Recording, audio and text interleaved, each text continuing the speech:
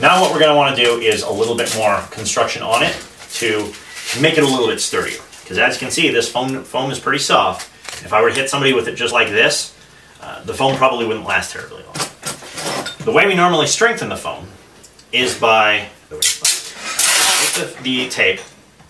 You take it about the length of the blade, just a little bit shorter than that. Trim that off.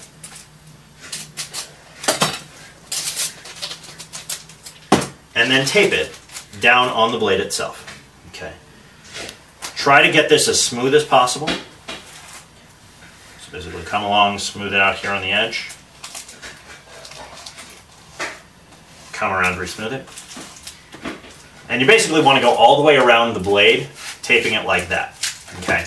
What that does is that kind of insulates the foam a little bit and has a barrier between it and the actual contact. And so that makes the foam last a lot longer. Okay. I'm going to go ahead and have us shut the camera off here for a little bit because this part's really boring. You basically want to make sure that you're overlapping the tape all the way around the foam. We'll come back as soon as I've got that done and I'll show you the next step. Alright, so now that we're back, just want to show you what we've actually done as far as the sword's concerned. So we've covered the entire surface here with that tape, just overlapping it slightly all the way around. It'll probably take about 4, maybe 5 pieces of tape total. Should only take 4 if you're actually doing the spacing correctly. Okay, and it goes all the way up the length of the blade. Now, the next thing we want to do is here at the tip. Now, the way I've actually done this is the circles are slightly larger than the actual fundal itself. So what I want to do is just take a piece of tape, wrap it around, and do some more of that torque wrapping that I mentioned earlier. You don't want to actually wrap it too tightly. You basically just want to wrap it enough so it compresses this foam so it's the same size as the fundal itself. Okay, so basically do that. And then you want to spiral wrap down the tip, probably I would say a good 6 inches. Okay. The reason why you want to do that is because the top 6 inches is where you're most likely to hit your opponent, and so that's the part that's going to break down the easiest. So you just want to do a little bit of a torque wrap down the tip of the sword, because that will add that extra stability and make it so that the sword's less likely to actually sheath out for you. Okay. So once you get down there, again, go ahead and cut this off. Okay, just like that.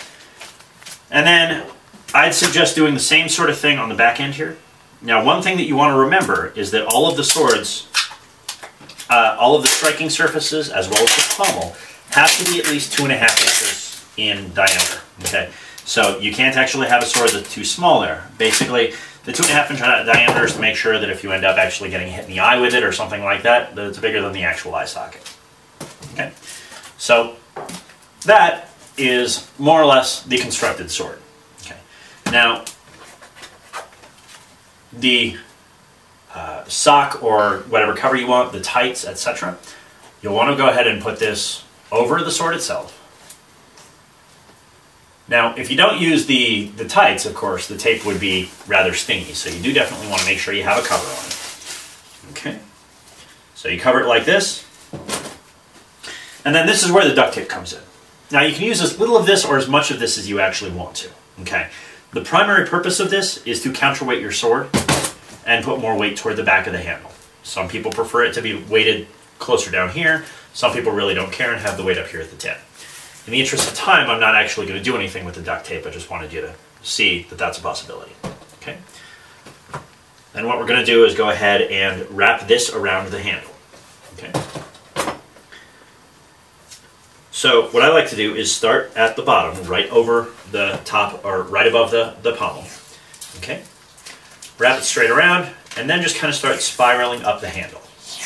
Okay, and basically what this does is this puts a decent grip tape on the handle, so that if you use the rubber, or if you just let the rubber sit there, or the basic core, it's not terribly comfortable for your hand for long-term use.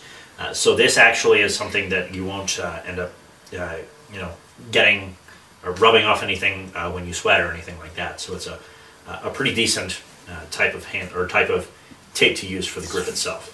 Okay, so you go ahead and basically tape this up the handle here,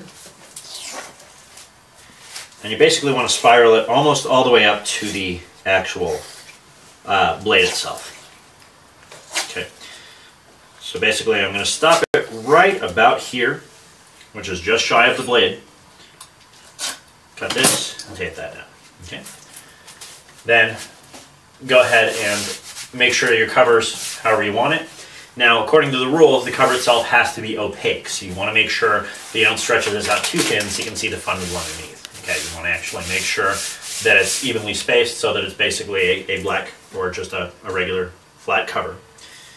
And then you can go ahead and take this tape and just tape around the edge here until you've taped down the cover. Okay. Trim that off. And there you have it. A perfectly good, actually pretty well balanced, completely field legal Amtgard sword.